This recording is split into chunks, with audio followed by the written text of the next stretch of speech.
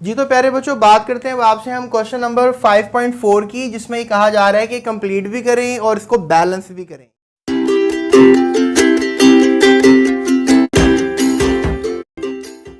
यानी एक हमारे पास रिएक्शन दिया हुआ है और रिएक्शन में हमने पहले इसको कंप्लीट करना है, फिर बैलेंस करेंगे। ऐसा करते हैं, हम पहले कंप्लीट कर लेते हैं। तो स्टूडेंट्स, ये जो आपको नजर आ रहा है एलिमेंट, इसे हम कहते हैं मैग्नीशियम, और ये जो आपको नजर आ रहा है इसको हम कहते हैं ऑक्सीजन। ये मैग्नीशियम मेटल है और ये ऑक्सीजन गैस है। जब ये दोनों आपस में रिएक्ट करते हैं तो ये बनाते हैं मैग्नीशियम ऑक्साइड।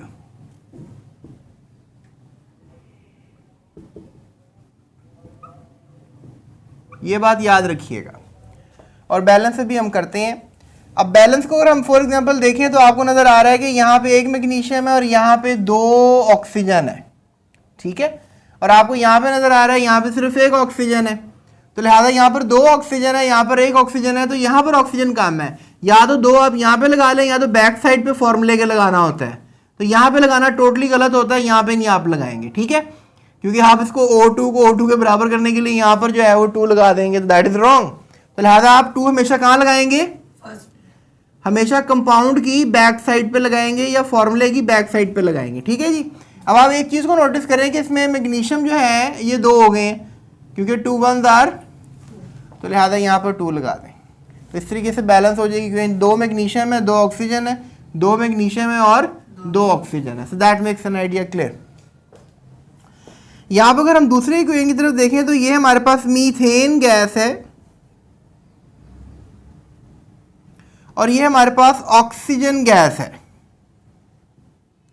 और याद रखें, जब भी कोई ऑर्गेनिक कंपाउंड आपस में रिएक्शन करता है तो रिजल्ट में कार्बन डाइऑक्साइड मिलती है, वाटर मिलता है और बहुत सी एनर्जी खारिज होती है in the form of heat. तो लिहाजा यहाँ पे आपको नजर आ रहा है मीथेन, यहाँ पर ऑक्सीजन गैस, यहाँ पर कार्बन डाइऑक्साइड और यहाँ पे वाटर। अब देखें टोटल, अब यहाँ पर इसको थोड़ा सा बैलेंस करना थोड़ा सा फिजी होता है, प्रॉब्लमेटिक होता है स्टूडेंट्स के लिए। तो सबसे पहले आप ऑक्सीजन को बैलेंस करने की कोशिश करें, बाकी सबको छोड़ें, ठीक है। ऑक्सीजन यहाँ पर 2 है और यहाँ पर आपको नजर आ रहा है 2 और 1 3 है, तो लिहाजा यहाँ पर 2 है, तो लिहाजा यहाँ पर 3 है, यहाँ पर 2 है, तो लिहाजा आप यहाँ पर ऐसा करें 2 प्लेस कर दें, तो यहाँ पर 2 हो गए और 2 कितने हो गए? 4। तो लिहाजा यहाँ पर अगर आप 2 प्लेस करें तो 2 2s आर 4, तो ऑक्सीजन तो बैलेंस हो गया। अब आपको नजर आ रहा है यहाँ पर 2 है तो यहाँ पर भी 2 है, 2 2s आर 4, तो लिहाजा 4 हाइड्रोजन है, यहाँ पे भी 4 हाइड्रोजन है। अब आपको नजर आ रहा है यहाँ पे 1 कार्बन है और यहाँ पर भी 1, तो लिहाजा मेरे ख्याल में सब चीजें बैलेंस हो गई हैं। तो दैट मेक्स एन आइडिया कि हमने इसको कंप्लीट भी कर लिया इक्वेशन को और बैलेंस भी कर लिया। अगली अगर इक्वेशन की तरफ देखें तो ये हमारे पास एक धात है, इसको हम कहते हैं आयरन मेटल, और ये हमारे पास जो है एक नॉन मेटल है, इसे हम कहते हैं सल्फर। अब देखें, जब भी आयरन और सल्फर आपस में मिलते हैं तो ये मिलकर बनाते हैं FeS, that is iron sulphide. क्या बनाते हैं? आयरन सल्फाइड बनाते हैं। तो ये ऑलरेडी बैलेंस इस तरह ही होता है बस ये। So that is FeS and यहाँ पर हम प्रोडक्ट में एक ही मोल बनाएंगे, तो ये एक ही आयरन है, वहाँ पे भी एक ही आयरन है, यहाँ पर एक सल्फर है, वहाँ पर भी एक ही सल्फर है, तो ये बैलेंस है। अब हम चलते हैं, ज़रा बोर्ड रेस कर लूँ, अगले पार्ट्स की तरफ चलते हैं। जी तो स्टूडेंट्स, हम बात करते हैं अब आपसे नेक्स्ट पार्ट की, चौथे की और 5वें की। अब आप में यहाँ पर आपको एक कंपाउंड नजर आ रहा है, इसे हम कहेंगे अमोनियम हाइड्रोक्साइड। क्या कहेंगे? जी, अमोनियम हाइड्रोक्साइड। और ये कंपाउंड आपको नजर आ रहा है, इसे हम कहेंगे सल्फ्यूरिक एसिड, और इसको हाइड्रोजन सल्फेट भी बोला जा सकता है, डाइहाइड्रोजन सल्फेट। ये आपके टीचर्स आपको नहीं बताएंगे, लेकिन इसका साइंटिफिक नेम डाइहाइड्रोजन सल्फेट है। तो स्टूडेंट्स, अब ये हमारे पास एक कंपाउंड है, इसमें याद रखिएगा इसको मिलाना और प्रोडक्ट याद करना स्टूडेंट्स के लिए थोड़ा सा मुश्किल हो जाता है, लेकिन चले मैं आपको एक ट्रिक बताता हूँ, उस ट्रिक से आप इजीली ये कर लेंगे। अब ट्रिक क्या है? ट्रिक ये है कि देखें, इसमें से ये अमोनियम है और ये हाइड्रोक्सी है। अमोनियम पे पॉजिटिव चार्ज रहता है और हाइड्रोक्सी पे जो है वो नेगेटिव चार्ज रहता है, ये इतना सा याद रखें। और यहाँ पर आपको नजर आ रहा है कि हाइड्रोजन है, ये 2 हाइड्रोजन है, 2 हाइड्रोजन पर 2 पॉजिटिव चार्ज रहते हैं अलग अलग करके, और एक सल्फेट पे -2 चार्ज रहता है। अब होता सीन ये है कि यहाँ का पॉजिटिव यहाँ के नेगेटिव से मिलाना होता है। अब आपको नजर आ रहा है ये +1 है, -2 है, तो ये मिल नहीं सकते आपस में। तो क्या सीन करोगे, इसको बढ़ा दोगे, तो लिहाजा 2 मोल्स यहाँ ऑटोमेटिकली कर लेते हैं। तो लिहाजा यहाँ पर हमारे पास 2 अमोनियम हो जाएंगे और 1 हाइड्रोक्सी के साथ इंक्रीज कर जाएगा, क्योंकि ये 2 अमोनियम है और 2 हाइड्रोक्सी हो जाएंगे। अब ये दोनों अमोनियम जो है वो एक सल्फेट के साथ पैचअप बना सकते हैं। तो लिहाजा अमोनियम जो है वो 2 है और सल्फेट आपके सामने एक ही है। और यहाँ पर ये वाला हाइड्रोजन एक ही हाइड्रोक्सी से मिलेगा। कॉमन सेंस कहती है पानी बन रहा है, क्योंकि हाइड्रोजन हाइड्रोक्सी पानी बनाते हैं, और ये भी मिलेगा पानी बना देगा। तो इस तरह से 2 मोल ये हो गया, क्योंकि 2 पार्टिकल्स बने हैं, एक ये बना है और एक ये बना है, तो 2 मोल हमने लिख दिया कि पानी बन गया। सो ऑटोमेटिकली इक्वेशन बैलेंस भी हो गई है, मैजिक हो गया। तो लिहाजा थोड़ा सा पीछे जाएं, एक दफ़ा और इसको सीखें, उम्मीद है कि आपको समझ में आ जाएगी। सबसे ईजीएस्ट ट्रिक मैंने आपको ये बताया है, अगर आपके सर इससे भी आसान बताएं तो फिर आप इसको याद कर लें बस, और 2 मोल फिर ये बैलेंस करने के लिए होगा, यहाँ 2 लगा दें, यहाँ 2 लगा दें, ठीक है। लेकिन मैंने आपको इसे ईजी ट्रिक बताया, याद रखिएगा। चलिए इसको भी इस तरह से कर लेते हैं। जब आप हाइड्रोजन को देखते हैं तो ऊपर की तरह ये भी पॉजिटिव और क्लोरीन नेगेटिव होगा, और यहाँ जिंक जो है उसके पास +2 चार्ज रहता है। तो लिहाजा +2 और -1 आपस में मिल नहीं सकते, तो 2 मोल करना पड़ेगा। तो लिहाजा ये भी पॉजिटिव और ये नेगेटिव। अब 2 नेगेटिव मिल सकते हैं पॉजिटिव के साथ, 2 पॉजिटिव के साथ, तो जिंक जो है वो एक जिंक और 2 क्लोरीन आपस में इस तरह जुड़ेंगे, और ये दोनों आपस में मिल जाएंगे, गैस बना लेंगे, और ये बैलेंस भी होगी इक्वेशन।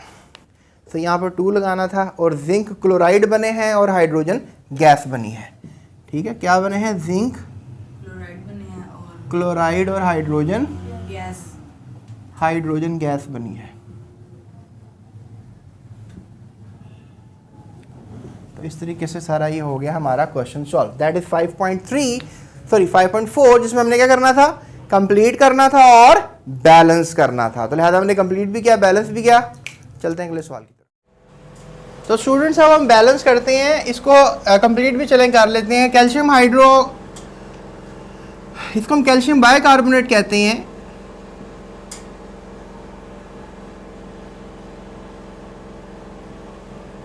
और ये हाइड्रोक्लोरिक एसिड कहलाता है। हाइड्रोक्लोरिक एसिड और कैल्शियम बाइकार्बोनेट अगर आपस में रिएक्ट करें तो कैल्शियम क्लोराइड बनता है, साथ वाटर बन जाता है, और साथ जो है एक गैस रिलीज होती है, दैट इज कार्बन डाइऑक्साइड। तो ये अब हमने कंप्लीट की है। बहरहाल ये आपको बुक में सारा इक्वेशन दिया हुआ है, बस उन्होंने बैलेंस करने का आपसे पूछा है।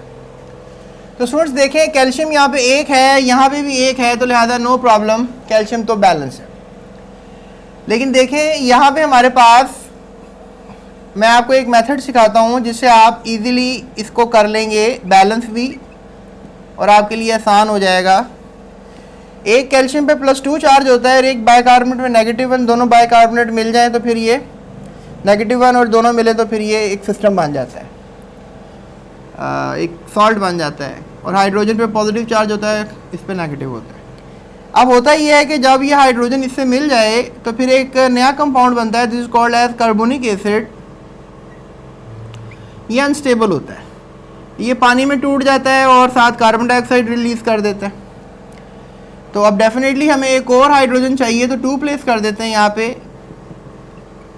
ताकि ये भी इससे मिल जाए और ये भी क्या बने, कार्बोनिक एसिड बने। तो 2 मोल वाटर और 2 मोल कार्बन डाइऑक्साइड। तो लिहाजा 2 यहाँ लिख दें, 2 यहाँ लिख दें। तो इस तरीके से आपने हाइड्रोजन भी ऑक्यूपाई कर लिया, बाइकार्बोनेट भी ऑक्यूपाई कर लिया, ये 4 सिस्टम से आउट हो गए। अब ये 2 क्लोरीन रह गए और 1 कैल्शियम रह गया, दोनों इससे मिल जाएंगे और 1 मोल कैल्शियम क्लोराइड बनेगा। तो लिहाजा सिर्फ आपने 2 यहाँ प्लेस करना है, 2 यहाँ और 2 यहाँ प्लेस करेंगे तो आपकी इक्वेशन बैलेंस हो जाएगी। देख लें, 2 हाइड्रोजन है, यहाँ पर भी कुल मिलाकर 2 ये हाइड्रोजन है, तो 4 हाइड्रोजन हो गए। तो कुल मिलाकर देखें 2 2 4, 4 हाइड्रोजन हो गए। ऑक्सीजन देख लें आप, ऑक्सीजन यहाँ पर 2 हैं और यहाँ पे 4 हैं, 4 और 2 6 ऑक्सीजन हो गए। यहाँ पर 3 को 2 से मल्टीप्लाई कर ले तो 6 ऑक्सीजन बनते हैं। और इसके अलावा किसी कार्बन को देखना है, कार्बन 2 हैं यहाँ पे, तो यहाँ पर भी देख लें कार्बन जो है वो 2 है, क्योंकि ये ब्रैकेट 2 से मल्टीप्लाई हो रहा है।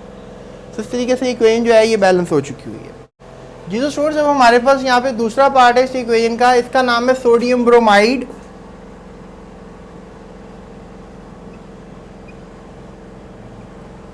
और इसका नाम है क्लोरीन गैस।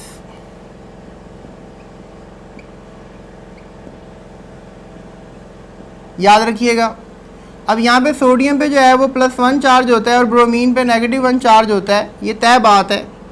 और यहाँ पे क्लोरीन न्यूट्रल रहेंगे। अब यहाँ पे अगर सोडियम ने क्लोरीन के साथ बॉन्ड बनाना है तो डेफिनेटली आपको पता है कि सोडियम क्लोराइड बन जाएगा।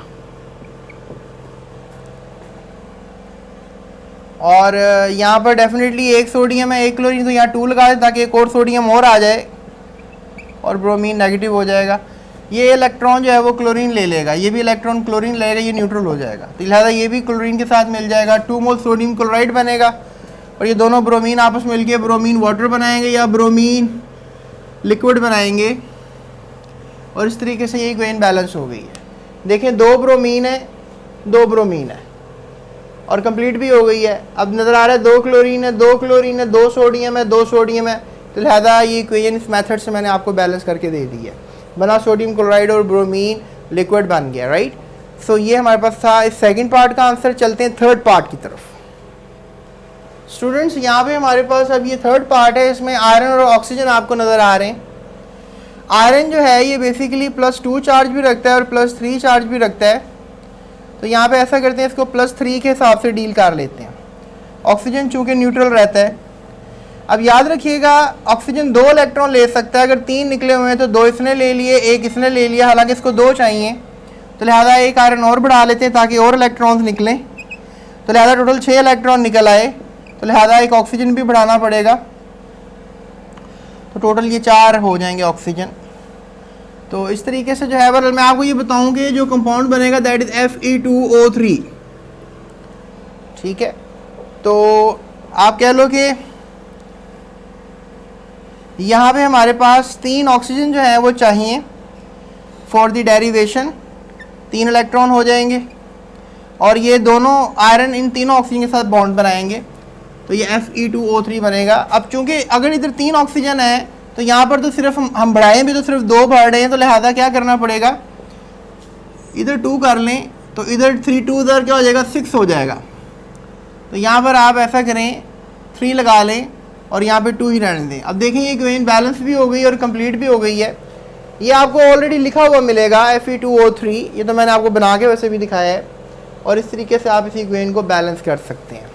तो देख सकते हैं 4 आयरन है, 4 यहाँ पे 4 नहीं है, ये ले 4 आयरन है, 6 ऑक्सीजन है और 6 ऑक्सीजन है। इस तरीके से हमने इस इक्वेशन को क्या कर लिया, बैलेंस कर लिया है। तो स्टूडेंट्स ये हमारे पास का मेथडोलॉजी थी और अब हम चलते हैं अपने नेक्स्ट पार्ट की तरफ। जी तो स्टूडेंट्स बात करते हैं अब इस पार्ट नंबर 4 की। इस पार्ट नंबर 4 में आपको नाइट्रोजन गैस और हाइड्रोजन गैस जो है वो नज़र आ रही है। इन दोनों का रिएक्शन करेंगे तो एक और नई गैस बनेगी, this is known as ammonia gas.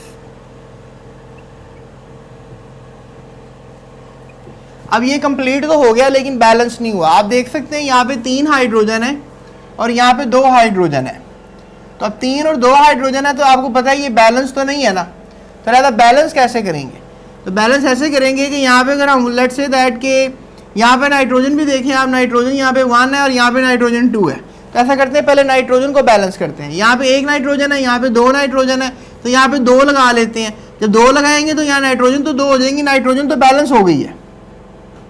लेकिन देखें यहाँ पे हाइड्रोजन जो है वो क्या कर गई है, इंक्रीज कर गई है, 2 3 इधर 6 हो गए, यहाँ पे 2 है, यहाँ 3 लगा देंगे, तो दिस इज नाउ बैलेंस भी हो गई है एंड कंप्लीट भी हो गई है। स्टूडेंट्स इस रिएक्शन को हम हैबर्स प्रोसेस कहते हैं और इस रिएक्शन को करवा के अमोनिया गैस पैदा करने पे हैबर को नोबेल प्राइज़ भी मिला था एंड उसकी 1920 के करीब या 1918 के करीब बहुत बड़ी कंट्रीब्यूशन थी। बहरहाल चलते हैं हम अगले सवाल की तरफ, अगले पार्ट की तरफ, पार्ट नंबर 5। ये सोडियम मेटल है और ये क्लोरीन गैस है, इन दोनों के मिलने से बनता है नमक सोडियम क्लोराइड। अब आपको नज़र आ रहा है ये कंप्लीट तो मैंने कर दिया है लेकिन बैलेंस नहीं है, तो बैलेंस करने के लिए क्या करना पड़ेगा, क्लोरीन 2 है तो यहाँ पे 2 प्लेस करें। अब यहाँ पे क्लोरीन तो 2 हो गए हैं, यहाँ पे भी 2 हो गए, तो अब क्लोरीन तो बैलेंस हो गया है।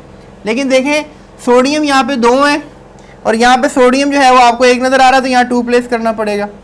अब इस तरीके से सोडियम क्लोराइड बन गया है और ये कंप्लीट भी हो गई है और बैलेंस भी हो गई है।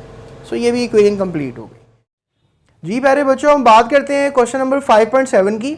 और क्वेश्चन नंबर 5.7 में जो है वो सवाल किया जा रहा है कि आपने एटलीस्ट 2 एग्जांपल्स देनी है केमिकल रिएक्शंस की। तो टाइप ऑफ केमिकल रिएक्शंस की आपने एग्जांपल्स देनी है, जिसमें एडिशन रिएक्शन की भी फिलहाल हम बात करेंगे। जैसा कि आपको पता है कि एडिशन रिएक्शंस होते हैं, डिकम्पोजिशन रिएक्शंस होते हैं, और इसके अलावा कुछ रिएक्शंस एंडोथर्मिक होते हैं, कुछ एक्सोथर्मिक होते हैं। तो इनकी मैं आपसे भी बातें कर लेता हूँ, मतलब टाइप्स ऑफ रिएक्शंस बहुत से होते हैं। तो लिहाजा भी हम बात करेंगे आपसे एडिशन रिएक्शंस की। एडिशन रिएक्शंस क्या होते हैं?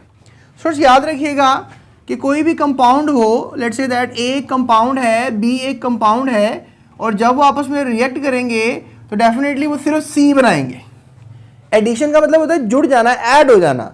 तो लिहाजा ये दोनों जुड़ जाएंगे और सिर्फ एक ही प्रोडक्ट बनाएंगे। इसे आपको पता है कि रिएक्टेंट्स कहते हैं और इसको प्रोडक्ट कहते हैं। तो लिहाजा रिएक्टेंट्स तो 2 होंगे लेकिन प्रोडक्ट सिर्फ एक ही होगी। तो लिहाजा ये आपने बात याद रखनी है। कुछ एग्जांपल्स ले लेते हैं, बैलेंस भी कर लेते हैं। लेट्स से दैट के हाइड्रोजन और ऑक्सीजन, लेट्स से दैट के हाइड्रोजन जैसे ए, इसको आप ए कह सकते हैं, और ऑक्सीजन गैस इसको आप बी कह सकते हैं। ये दोनों आपस में मिलेंगे और ये मिलने के बाद जो है ये क्या बना लेंगे? पानी बना लेंगे। तो लिहाजा बैलेंस करना है, 2 ऑक्सीजन है, यहाँ पर 1 ऑक्सीजन है। तो लिहाजा बैलेंस करने के लिए यहाँ पे 2 लिखना पड़ेगा। हाइड्रोजन 4 हो जाएंगे, यहाँ पे 2 लिखेंगे। अब ये बैलेंस केमिकल इक्वेशन मैंने आपको बनाकर दिखा दी है। स्टूडेंट्स देखो, ये मैंने डबल एरो का निशान लगाया है, तो लिहाजा यहाँ पर आप फिलहाल सिंगल कर लो। डबल एरो क्यों लगाते हैं मैं आपको बाद में बताऊंगा। लिहाजा भी सिंगल एरो, यहाँ पे मैंने सिंगल एरो लगाया, राइट। तो चलते हैं अपनी नेक्स्ट एग्जाम्पल की तरफ। नेक्स्ट एग्जाम्पल में हाइड्रोजन और क्लोरीन की एग्जाम्पल है। हाइड्रोजन गैस, क्लोरीन गैस अगर आपस में रिएक्शन करें तो हाइड्रोक्लोरिक एसिड बनाते हैं, HCl बनाते हैं। तो यहाँ पर 1 हाइड्रोजन है, 1 क्लोरीन है, यहाँ पर आप 2 लगा लें। तो यहाँ पर 2 क्लोरीन है, यहाँ पर भी 2 क्लोरीन है, यहाँ पर 2 हाइड्रोजन है, यहाँ पर भी 2 हाइड्रोजन है। ये बैलेंस केमिकल इक्वेशन है। जो 2 एग्जाम्पल्स उन्होंने हमें कहा था लिखने के लिए, दोनों लिख दी हैं, लेकिन मैं आपको मजीद समझा देता हूँ। Let's take another example, nitrogen and hydrogen. ये एडिशन रिएक्शन मैं आपको समझा रहा हूँ। और इसमें अब आप देखें कि नाइट्रोजन और हाइड्रोजन आपस में रिएक्शन करेंगे और एक गैस बनाएंगे, इसका नाम है अमोनिया गैस। तो यहाँ पर 3 हाइड्रोजन है, यहाँ पर अगर आप फॉर एग्जांपल देखें हाइड्रोजन कम है, यहाँ ज़्यादा है। तो लिहाजा आपने क्या करना है, 2 प्लेस करना है यहाँ पर। तो 2 3 आर 6, तो यहाँ पर क्या आ जाएगा, 3 आ जाएगा, 3 2 आर 6। तो हाइड्रोजन बैलेंस है। नाइट्रोजन 2 है, तो लिहाजा यहाँ पर नाइट्रोजन 2 है। अब ये बैलेंस केमिकल इक्वेशन है। उसके अलावा एक और एग्जाम्पल आप ले सकते हैं मैग्नीशियम और ऑक्सीजन के रिएक्शंस की। तो मैग्नीशियम और अगर ऑक्सीजन आपस में रिएक्ट करेंगे तो ये बनाएंगे मैग्नीशियम ऑक्साइड, ठीक है। और ये मैग्नीशियम ऑक्साइड होगी, और मैग्नीशियम ऑक्साइड जो है आप कह लें कि बैलेंस नहीं है। यहाँ पर 1 ऑक्सीजन है, यहाँ पर 2 हैं, तो लिहाजा यहाँ पर 2 प्लेस करें तो मैग्नीशियम भी 2 हो जाएंगे, यहाँ पर 2 प्लेस करें तो ये बैलेंस हो जाएगी। और इसके अलावा हमारे पास सोडियम और क्लोरीन की एग्जाम्पल आ जाएंगी, जो कि आपस में मिलकर सोडियम क्लोराइड बनाएंगे। और इसके अलावा कैल्शियम ऑक्साइड और कार्बन डाइऑक्साइड, वो भी मिलकर आपस में जो है वो कैल्शियम कार्बोनेट बनाएंगे। थोड़ी सी टफ एग्जाम्पल्स होंगी, तो ये आप 4 याद कर लें। इनके मैं नाम लिख देता हूँ आपको। तो स्टूडेंट्स ये देखें, मैंने आपके सामने यहाँ पर इन सबके नाम लिख दिए हैं। और ये वाटर है, ये हाइड्रोक्लोरिक एसिड है, ये अमोनिया है, और ये मैग्नीशियम ऑक्साइड है। So let's go for the next question. जी तो स्टूडेंट्स, अब हम बात करते हैं डिकम्पोजिशन रिएक्शंस की। जैसे कि मैंने एडिशन रिएक्शन में बात की आपसे कि ए और बी आपस में मिलेंगे और सी बन जाएगा। अब इसका उल्ट ही डिकम्पोजिशन रिएक्शन है। जैसे फॉर एग्जांपल ए है और ए टूट जाएगा और वो टूट के बी प्लस सी बन जाएगा। यानी हमारे पास एक कंपाउंड होगा वो टूट जाएगा, जिस तरह ग्लास होता है वो टूट जाए और कृचियों में तब्दील हो जाता है, इस तरह ही कंपाउंड भी करते हैं। कॉम्प्लेक्स कंपाउंड होते हैं, ज़्यादा एटम्स वाले कंपाउंड होते हैं, वो टूट जाते हैं। और फिर वो टूट जाते हैं, ज़रूरी नहीं है कि डिकम्पोजिशन रिएक्शन में, आपकी बुक में वैसे एग्जाम्पल जो है वो ये वाली भी हैं। कभी कभी ये भी होगा कि ए जो है वो B plus C plus D में भी टूट सकेगा। तो लिहाजा मतलब जब टूटेगा तो वो ज़्यादा सारे कंपाउंड्स में भी टूट सकता है। Just take few examples, example ले लेते हैं क्योंकि एग्जाम्पल्स ही आपकी बुक क्वेश्चन में रिक्वायरमेंट पूछी गई है। तो let's take an example of potassium chlorate, ठीक है। क्या नाम है इसका? Potassium chlorate. Let's take an example of calcium carbonate. तो हमारे पास दूसरी एग्जाम्पल कैल्शियम कार्बोनेट की है। Let's take an example of lead nitrate. So अब इनको हम तोड़ते हैं। सो लेट्स से दैट अगर आप पोटाशियम क्लोराइड एक कंपाउंड है, अगर आप उसको लेंगे एक टेस्ट ट्यूब के अंदर और टेस्ट ट्यूब को होल्डर से पकड़कर आप लेट्स से दैट गर्म करेंगे तो इसमें let's say that potassium chlorate है तो ये गर्म होगा, हीटेड होगा। तो फिर क्या होगा कि इसमें से ये कंपाउंड टूटेगा और इसमें से आपको मिलेगा पोटाशियम क्लोराइड और साथ ऑक्सीजन गैस रिलीज हो जाएगी, यानी ये गैस निकल के बाहर आएगी, दैट इज ऑक्सीजन गैस। और पीछे जो पोटाशियम क्लोराइड था अब वो तब्दील हो जाएगा किस में, पोटाशियम क्लोराइड में, यानी जो बीच में ऑक्सीजन छुपी हुई थी वो गैस की शक्ल में निकल कर बाहर चलेगी। अब आप देख रहे होंगे कि ये इक्वेशन बैलेंस नहीं है, तो लिहाजा इक्वेशन को हम बैलेंस भी कर लेते हैं। 2 मोल आप पोटाशियम क्लोरेट लेंगे, 2 मोल पोटाशियम क्लोराइड बनेगा और साथ ही आप कह लें कि 3 मोल ऑक्सीजन गैस बनेगी। तो that is the balance chemical equation. Let's take another example, calcium carbonate. अब लेट्स से दैट आपने यहां पर जो है कैल्शियम कार्बोनेट लिया है एज अ कंपाउंड। अब इसमें कैल्शियम कार्बोनेट पड़ा हुआ है तो कैल्शियम कार्बोनेट इसमें मौजूद है।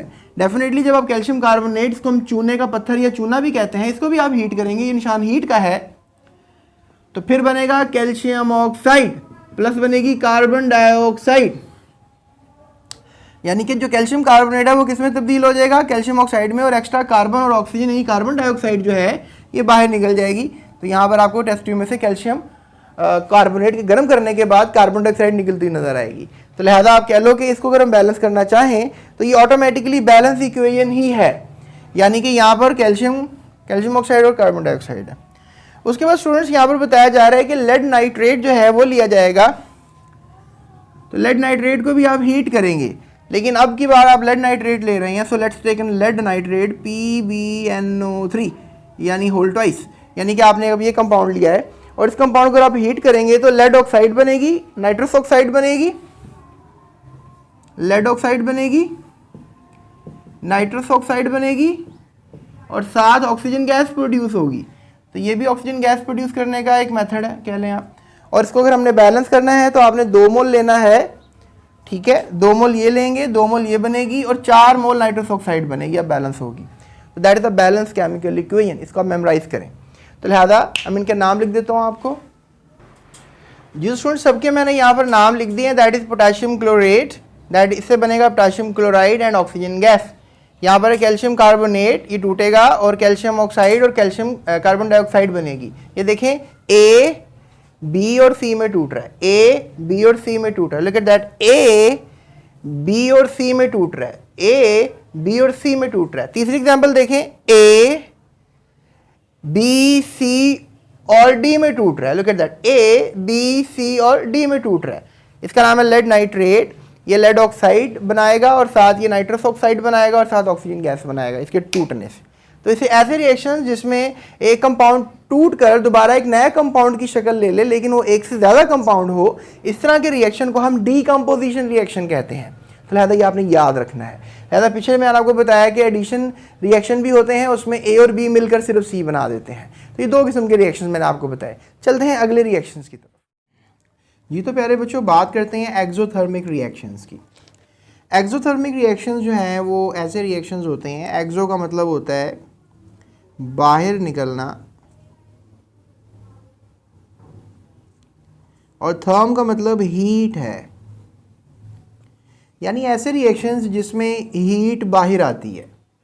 तो अगर हम बाय डेफिनेशन जो है इसको समझने की कोशिश करें तो the chemical reactions during which heat is evolved, evolved का मतलब स्टूडेंट्स निकलना ही होता है, यानी ऐसे रिएक्शंस जिसमें हीट बाहर आ रही हो।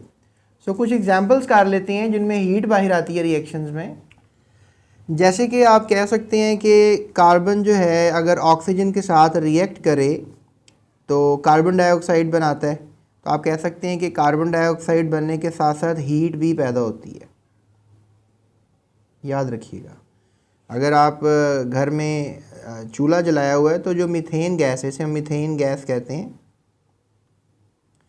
तो मीथेन गैस जो है आप कह लें रिएक्ट करेगी ऑक्सीजन गैस के साथ और कार्बन डाइऑक्साइड के साथ साथ पानी बनाएगी, ठीक है, तो साथ हीट भी निकलेगी बाहर। अगर आपका ये जो एरो ना हेड, इसके साथ अगर हीट लिखी हुई है तो इसका मतलब है कि एक्सोथर्मिक रिएक्शंस की बात की जा रही है, ठीक है, ये बात याद रखनी है, ठीक है। उसके बाद हमारे पास एक और रिएक्शन है जिसमें आयरन जो है वो रिएक्ट कर रहा है सल्फ़र के साथ, तो जब आयरन सल्फर के साथ रिएक्ट करता है तो आयरन सल्फाइड बनता है। क्या बनता है? Iron sulphide. तो आयरन सल्फाइड के साथ भी हीट बाहर आती है। तो बस आप ये बात याद रखिएगा। तो स्टूडेंट्स मैंने यहाँ पे आपको सब कंपाउंड्स के और एलिमेंट्स के नाम बता दिए। इसे carbon, oxygen gas, carbon dioxide, methane gas, iron sulphur, iron sulphide बना रहे। यहाँ पे आयरन की वैलेंसी +2 है, सल्फर की -2 है। तो ये बात आपने याद रखनी है, ठीक है। तो स्टूडेंट्स हमारे पास जो नेक्स्ट टॉपिक है आपकी किताब के 5.7 क्वेश्चन है, उसका जो पार्ट 4 है, उसमें अब लिखा हुआ है कि आप बताएं एंडोथर्मिक रिएक्शंस क्या होते हैं। एंडोथर्मिक रिएक्शंस के बारे में अगर हम बात करें डियर स्टूडेंट्स, तो एंडोथर्मिक रिएक्शंस ऐसे रिएक्शंस हैं, एंडो का मतलब होता है अंदर जाना, ठीक है, और फिर वही बात थर्म, ठीक है, क्या वर्ड है? हाँ, THERM, थर्म। थर्म का मतलब मैंने क्या बता दिया, ये लातीनी लफ्ज़ है, इसका हीट है। तो अब कुछ ऐसे रिएक्शंस जिसमें ऐसे chemical reactions during which heat is evolve. अब पहले तो ये मैंने एक्सोथर्मिक इनको कहा था ना, अब heat is not evolve, heat is absorb. अब हीट क्या हो रही है? एब्जॉर्ब। एब्जॉर्ब का मतलब है जज्ब होना, यानी अब हीट एब्जॉर्ब हो रही है। तो लेट्स टॉक फ्यू एग्जांपल्स। तो इसमें आप एग्जांपल्स ले सकते हैं। Let's talk about calcium carbonate. Calcium carbonate को स्टूडेंट्स अगर आप गर्म करेंगे, ठीक है, ये डेल्टा का साइन है, डेल्टा का मतलब हीट होता है, याद रखिएगा। तो अगर आप कैल्शियम कार्बोनेट को ऐसे भी कर सकते हैं, आप इसी इक्वेशन को कैल्शियम कार्बोनेट लिखें, एरो लिखें, उसके ऊपर डेल्टा का निशान बना दें, या फिर कैल्शियम कार्बोनेट जमा हीट कर दें, हैं आपकी मर्ज़ी है। तो जब आप कैल्शियम कार्बोनेट को हीट करेंगे, इसको हम चूना कहते हैं, right, we use to said chuna in Urdu. जो आप कभी पान लगवाने गए हो तो ना उसके पास, सामने पान वाले के पास चूना है, और इसकी मिसाल भी है ना, चूना लग गया। अगर आपको धोखा हो जाए तो ये एक उर्दू की मिसाल भी है, चूना लग गया। तो ये चूना है। अगर आप चूने को गर्म करते हैं तो ये बनता है कैल्शियम ऑक्साइड, और साथ बनेगा कार्बन डाइऑक्साइड। यानी कि आप कह लें कि ये डीकम्पोजिशन रिएक्शन है। डीकम्पोजिशन रिएक्शन ऐसा होता है जिसमें ए जो होती है बॉडी, वो बी और सी में टूट जाती है। तो आप समझ लें ये ए है और ये बी और सी है। इनके नाम मैंने आपको बता दिए। इसका नाम कैल्शियम कार्बोनेट है, इसका नाम कैल्शियम ऑक्साइड है, इसे हम क्विकलाइम भी कहते हैं, और ये कार्बन डाइऑक्साइड है। तो दैट इज़ हाउ स्टूडेंट्स आप इसको डील करेंगे कि कैल्शियम कार्बोनेट, क्विकलाइम और कार्बन डाइऑक्साइड बनेंगे। ये आपका होगा एक मिसाल होगी एंडोथर्मिक रिएक्शन की। चलते हैं अगली एग्जांपल की तरफ। तो स्टूडेंट्स हमारे पास अब दो सॉल्ट्स हैं, एक let's say that calcium chloride है, और साथ इसके हम ले लेते हैं सोडियम कार्बोनेट। अब सोडियम कार्बोनेट और कैल्शियम क्लोराइड, इनको अगर हम हीट करेंगे, मतलब इनको भी हीट चाहिए। अगर आपने टेस्ट ट्यूब में डाल ली है, ठीक है, ये ए है, लेट्स से दैट ये बी है, ए और बी को अगर आपने मिक्स कर लिया है तो आपने क्या करना है, अब इसको हीट करना है। तो फिर क्या होगा कि दोनों आपस में रिएक्शन करेंगे और आपको चूना बनता हुआ नज़र आएगा, साथ नमक बन जाएगा। यानी ये जो कार्बोनेट वाला रेडिकल है ये शिफ्ट हो जाएगा कैल्शियम के साथ, ठीक है, और ये जो सोडियम वाला रेडिकल है ये क्लोरीन के साथ शिफ्ट हो जाएगा। So calcium chloride, sodium carbonate, calcium carbonate और सोडियम क्लोराइड आपको बनते हुए नज़र आएंगे। उसके बाद एक और एग्जांपल है जिसमें हीट रिक्वायर्ड है रिएक्शन करने के लिए, नाइट्रोजन गैस और ऑक्सीजन गैस है। अगर आप इनको रिएक्ट करेंगे आपस में तो हीट चाहिए डेफिनेटली, और ये आपस में मिलकर बन जाएगी ये gas, that is nitrogen dioxide. तो आप इसको नाइट्रोजन डाइऑक्साइड कह सकते हो। इसके अलावा हमारे पास एक और रिएक्शन मैं यहीं पर करवा देता हूँ, I have very less space, लेकिन थोड़ी सी कंजूसी कर लेते हैं। तो ये हमारे पास हाइड्रोजन और आयोडीन मॉलिक्यूल्स हैं, राइट, और इनको भी हीट चाहिए। इनको आप हीट देंगे तो ये बन जाएगा हाइड्रोजन आयोडाइड, ठीक है, क्या बन जाएगा, हाइड्रोजन आयोडाइड जो है बन जाएगा। याद रखिएगा इस कंपाउंड का नाम, और ये 2 मोल बनेगा, ठीक है। बैलेंसिंग करना भी इक्वेशंस की ज़रूरी होती है। यहाँ 2 मोल ऑक्सीजन इस्तेमाल होगा और यहाँ 2 मोल नाइट्रोजन बनेगा, तो ये आपने याद रखना है, राइट। सो अब हम चलते हैं अगले क्वेश्चन की तरफ। तो स्टूडेंट्स अगर हम देखें, अब हमारे पास ना यहाँ पे एक 5.8 क्वेश्चन है। 5.8 क्वेश्चन में कहा जा रहा है कि अपनी बुक्स अगर आप निकाल लेंगे तो ज़्यादा आसान हो जाएगा आपको स्टडी करना। How do the following reactants react together, write down the complete reaction and balance the resultant equations. तो अगर हमारे पास आयरन हो, ठीक है, और अगर हमारे पास हाइड्रोक्लोरिक एसिड हो, ठीक है, उन्होंने वर्ड इक्वेशन दी हुई है हाइड्रोक्लोरिक एसिड, ठीक है। तो इनको अगर आपस में रिएक्ट करें तो क्या होगा, ये वो हमसे पूछ रहे हैं। देखो स्टूडेंट्स, आयरन जो है उसको अगर हम HCl के साथ रिएक्ट करेंगे तो क्या होगा, देखो मैं आपको समझाता हूँ। ये जो आयरन है जब रिएक्ट करेगा HCl के साथ तो H पॉजिटिव होता है, Cl नेगेटिव होता है, आयरन जो है वो पॉजिटिव होता है, पॉजिटिव 2 कर लेते हैं। तो अब ये पॉजिटिव 2 है और ये नेगेटिव 1 है, ये मिलेंगे नहीं, 2 मोल कर दें। तो लिहाजा क्लोरीन के साथ अब 2 मोल हो गया ना, तो ए हाइड्रोजन भी 2, क्लोरीन भी 2, तो ये दोनों ही आपस में मिल जाएंगे। तो जब बन जाएगा हमारे पास आयरन क्लोराइड। ये थोड़ा सा बच्चों के लिए टफ रहता है सीखना, लेकिन I hope practice makes a man perfect. तो आप प्रैक्टिस करेंगे तो आपको आ जाएगा। तो ये इक्वेशन बना दी मैंने जो आपने उसने पूछी है, राइट। उसके बाद जो है नेक्स्ट इक्वेशन आपसे वो पूछ रहा है कि तो नेक्स्ट इक्वेशन से पहले मैं इसको इक्वेशन को एक और तरीके से हल कर सकता हूँ। ये मैंने यहाँ पे आयरन की 2 वैलेंसी तस्वुर की थी, तो आयरन की 3 वैलेंसी भी तस्वुर की जा सकती है। तो लेट्स से दैट कि आयरन है और इस वक्त वो HCl से रिएक्शन करना चाह रहा है। तो आयरन की लेट्स से दैट कि हम वैलेंसी जो सपोज कर लेते हैं वो 3 कर लेते हैं। तो आयरन की अगर वैलेंसी 3 होगी तो डेफिनेटली यहाँ तो H पॉजिटिव और Cl नेगेटिव ही होगा। अब ये +3 वाला -1 के साथ नहीं मिल सकता, तो 3 मोल लेट्स से लगा लेते हैं ताकि क्लोरीन 3 हो जाए और -3 वैलेंसी क्रिएट हो जाए। और डेफिनेटली हाइड्रोजन आयंस भी साथ आएंगे, क्योंकि 3 का मतलब है 3 हाइड्रोजन 3 क्लोरीन, 3 हाइड्रोजन 3 क्लोरीन। तो ये आयरन जो है तीनों क्लोरीन के साथ मिलेगा। That makes an idea. Positive पहले लिख लेंगे, नेगेटिव बाद में लिखेंगे। That is iron chloride.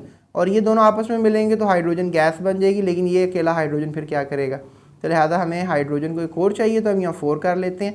तो लिहाजा एक और हाइड्रोजन आ जाएगा, एक और क्लोराइड आ जाएगा, ये दोनों मिलेंगे 2 मोल हाइड्रोजन हो जाएगी। लेकिन अब प्रॉब्लम ये है कि ये क्लोरीन क्या करेगा। 3 क्लोरीन तो आपको पता है कि इस आयरन के साथ मिल गए थे, तो लिहाजा यहाँ पे आयरन बढ़ा लेते हैं। जब आयरन बढ़ाएंगे तो आयरन बढ़ाने का प्रॉब्लम ये है कि आयरन की वैलेंसी +3 होती है। अब 1 क्लोरीन इसको मिल जाएगा तो फिर डेफिनेटली 2 क्लोरीन और चाहिए, तो यहाँ 6 कर लेते हैं। अब यहाँ 6 कर लेंगे तो फिर C ऑन हो जाएगा। ये देखें 2 क्लोरीन और आ गए। टोटल ये तीनों क्लोरीन इस आयरन के साथ मिल जाएंगे। 2 मोल आपके पास FeCl3 बनेगा। और फिर आप कह लो कि जो हाइड्रोजन ये 2 हैं ये भी आपस में मिल जाएंगे और 3 मोल आपको हाइड्रोजन गैस मिलेगी। तो ये अब हमारे पास बैलेंस होगी। दोबारा लिख देता हूँ मैं आपको इक्वेशन। यहाँ पर क्या बनेगा, 2 मोल आयरन, 6 मोल हाइड्रोक्लोरिक एसिड, ठीक है, ये चले जाएंगे प्रोडक्ट में और क्या बना देंगे, 2 मोल फेरिक क्लोराइड, इसका फेरिक क्लोराइड कह सकते हैं, और 3 मोल्स ऑफ हाइड्रोजन गैस। तो स्टूडेंट्स ये हमारे पास इसका जवाब होगा, ठीक है।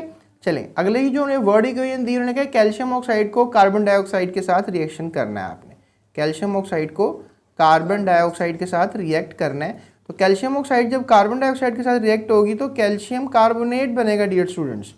तो ये बैलेंस भी इक्वेशन है। तो ये आपका हो गया कौन सा पार्ट, दूसरा पार्ट, ठीक है। अब हम चलते हैं तीसरे पार्ट की तरफ। अब तीसरे पार्ट में वो कह रहा है कि जो हमारे पास मीथेन गैस है उसको ऑक्सीजन के साथ रिएक्ट करवाना है। अगर मीथेन गैस का फॉर्मूला लिखें तो ये है हमारे पास CH4, ऑक्सीजन गैस का फॉर्मूला लिख दिया। अब याद रखो कोई भी हाइड्रोकार्बन हो जब वो ऑक्सीडाइज होता है तो वो वाटर वेपर्स बनाता है और कार्बन डाइऑक्साइड बनाता है और बहुत सी हीट साथ पैदा करता है। तो लिहाजा आप इस इक्वेशन को याद रखिएगा। इसको अब बैलेंस भी करना पड़ेगा क्योंकि यहाँ पे 4 हाइड्रोजन है, यहाँ पे हमारे पास 2 हाइड्रोजन है। तो यहाँ पर 4 कर लेते हैं, 2 हाइड्रोजन यहाँ लगाए, 2 मोल्स यहाँ लगाया तो 4 हाइड्रोजन हो गए, ऑक्सीजन 2 हो गए, 2 ऑक्सीजन ये हैं, 2 ऑक्सीजन 4 ऑक्सीजन है। लिहाजा यहाँ 2 ऑक्सीजन है, यहाँ पे 1 कार्बन है, यहाँ पे 1 कार्बन। तो ऐसा करते हैं यहाँ पे 2 लगा लेते हैं। अब यहाँ 2 लगाया, 4 ऑक्सीजन हो गए, 2 ऑक्सीजन ये हैं, 2 ऑक्सीजन ये हैं, 4 हो गए, 4 हाइड्रोजन हो गए, 4 हाइड्रोजन है, 1 कार्बन हो गया, 1 कार्बन, तो इक्वेशन बैलेंस हो गई है। तो बैलेंसिंग भी ज़रूरी होती है डियर स्टूडेंट्स। अगर आपको ये समझ में नहीं आया तो वीडियो को थोड़ा सा रिवाइज करके एक दफ़ा फिर सुन लो, आई होप आपको आ जाएगा। अगर नहीं तो इसको कॉपी कर लो, बस नोट डाउन कर लो। फिलहाल अभी जब बड़ी क्लासों में आओगे तो फिर मज़ीद अच्छे तरीके से इक्वेशंस को बैलेंस करना सीखेंगे। चलें अब चलते हैं चौथे पॉइंट की तरफ। तो स्टूडेंट्स ये यहाँ पे मैंने थर्ड पॉइंट आपको बताया है, ठीक है। ये बेसिकली चौथा पॉइंट था, तो मैं आपको थर्ड पॉइंट अब बता देता हूँ, ठीक है। तो स्टूडेंट्स अगर हम थर्ड पॉइंट की तरफ जाएँ तो थर्ड पॉइंट पूछा है कार्बन मोनोऑक्साइड का रिएक्शन ऑक्सीजन के साथ किया जा रहा है। कार्बन मोनो का रिएक्शन ऑक्सीजन के साथ किया जा रहा है। तो कार्बन मोनो का अगर ऑक्सीजन के साथ रिएक्शन करेंगे तो डेफिनेटली कार्बन डाइऑक्साइड बनेगी, बाकी बैलेंसिंग करने का मसला रह जाएगा। तो देखो हमारे पास यहाँ पर 3 ऑक्सीजन है, यहाँ पर 2 हैं, तो लेट्स मेक इट 2 हेयर।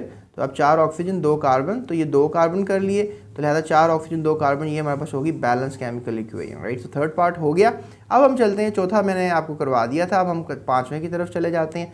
तो 5वें की तरफ अगर हम चले जाएँ तो 5वें में है कार्बन डाइऑक्साइड का पानी के साथ रिएक्शन हो रहा है, ठीक है। कार्बन डाइऑक्साइड का पानी के साथ रिएक्शन हो रहा है। ये जो फिजी ड्रिंक्स होते हैं ना आप पीते हैं, ये जो कोल्ड ड्रिंक्स आप जिनको कहते हैं कोल्ड ड्रिंक्स, ये सब वही होता है। इसमें वी हैव अ बॉटल और आई डोंट नो, इसके अंदर जो है पानी होता है और उसमें फिर ये गैस डाल देते हैं, कार्बन डाइऑक्साइड गैस, तो फिर ये बन जाता है कार्बोनेटेड वाटर बन जाता है। तो जो कार्बोनेटेड वाटर होता है उसको हम कहते हैं कोल्ड ड्रिंक या फिजी ड्रिंक फिर इसको कहते हैं। तो कार्बन डाइऑक्साइड और वाटर एक बड़ा पुराना और मशहूर रिएक्शन है। इसमें बनता है कार्बोनिक एसिड H2CO3, ठीक है। This known as carbonic acid, ठीक है। इसको आप कार्बोनिक एसिड का नाम दोगे, so that makes an idea. तो अब बैलेंस का मसला रह गया, 3 ऑक्सीजन है, यहाँ पे भी डेफिनेटली 3 है और यहाँ 2 हाइड्रोजन है, 1 कार्बन है, तो I think so that's a balance chemical equation. तो ये भी हमने कर लिया। तो स्टूडेंट्स 5.9 क्वेश्चन की तरफ चलते हैं। सवाल किया जा रहा है describe the applications. Application mean कहाँ अप्लाई होता है, क्या अप्लाई करना है, केमिकल रिएक्शंस, मतलब केमिकल रिएक्शंस की कुछ एप्लीकेशन बताओ। इतने केमिकल रिएक्शंस बता रहे हैं आपको। तो देखो अभी आपने अगर खाना बनाना है तो मीथेन गैस और ऑक्सीजन गैस मिलेंगे, कार्बन डाइऑक्साइड किचन में घुटन हो जाती है, किचन में नमी हो जाती है और हीट पैदा होती है। तो हीट से क्या होता है, आपका खाना बनता है, कुक फूड करते हैं आप। तो ये जो फ्यूल क्या है इसके अंदर, इसमें मीथेन गैस एक फ्यूल है और डेफिनेटली ये जो फ्यूल है और ऑक्सीजन से मिल रहा है, इसे हम बर्निंग कहते हैं। तो हीट जो प्रोड्यूस होती है बर्निंग के दौरान, यानी मीथेन का जब ऑक्सीजन से रिएक्शन होता है तो हीट प्रोड्यूस होती है, उससे अपना फूड कुक करते हो। तो इस केमिकल रिएक्शन की एप्लीकेशन है ना, तो ये केमिकल रिएक्शन बड़ा इंपॉर्टेंट है। उसके बाद फिर एक और केमिकल रिएक्शन देखिए कि energy is producing the respiration, यानी कोई भी जानदार हो तो वो क्या करता है, वो ऑक्सीजन अंदर लेके जाता है और डेफिनेटली अंदर आपके पास बहुत से डिफरेंट ऑर्गेनिक कंपाउंड्स हैं और ऑक्सीजन के साथ वो रिएक्शन करते हैं।